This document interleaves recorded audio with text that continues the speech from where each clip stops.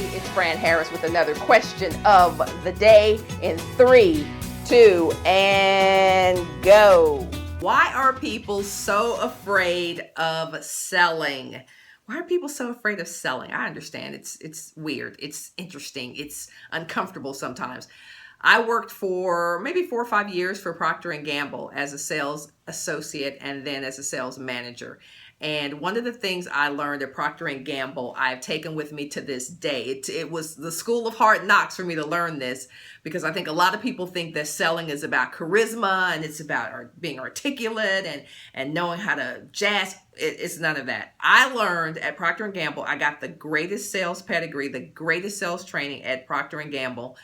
It is about your sales system. It is about the protocol that you follow as you're selling. And I'm just going to tell you. So Procter & Gamble sends us to this sales school, right? And they tell us this is the format you follow until the customer signs on the dotted line, right? And so you're like, yeah. I'm charismatic. I'm cool. I'm Fran Harris. I'm going to go in there and I'm going to follow that sometimes. And then when I get really good at your protocol, then I'm going to do my own thing, right?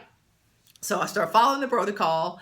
This is what you do. You summarize the situation. You explain what's going to happen next. Great sales training. Then, so I think I get promoted. I think I'm really good at my job. And I started doing my own thing. I started going out of order for the protocol. I'm doing all this stuff. Guess what? Sales started dipping. And I was like, what is going on? I'm talking to my manager. What's going on? I was doing so well. So she says, let me go out with you. Let me see you do your sales call. So I go do a sales call, went totally out of order, just completely ignored the protocol and the order I'm supposed to go in. And guess what? Didn't sell as much as I normally did. So we're at lunch after the sales call. My manager's very direct too. And so she was like, yeah, so I noticed that you weren't following the protocol, the format. I was like, yeah, I thought I'd do my own thing. You know, I'm good at this. I'm charismatic. And she was like, really? Okay. And so did the results that you got, did they show that you are doing good, doing things well? And I was like, oh, you had to bring up the results. Okay. So I understand what you're saying. Follow the format, follow the protocol. And I'm laughing because it was so obvious that the difference between the results I got at the beginning of that year and the results I was getting in the middle of the year had nothing to do with anything other than the fact that I was not following the format, the protocol for successful selling. And so a lot of times people get really anxious about selling because they don't know what to do. And they also get really anxious about selling because they're afraid of rejection.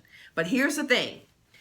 If you follow a successful selling system, then it will logically and psychologically lead the prospect to the sale. If you are talking to the right person about the right product for them, which means it's a fit at the right time, you are more than likely going to sell that person. But if you're talking to the wrong audience and you're not talking to them at the right time, it probably will have nothing to do with the price or anything like that. Certain things have to be in place for a sale to take place. But more importantly, you have to follow a logical sales pitch and the script in order to be successful at selling. That's just the way it is. Charisma is good. Being articulate is good. Having a great personality is fine.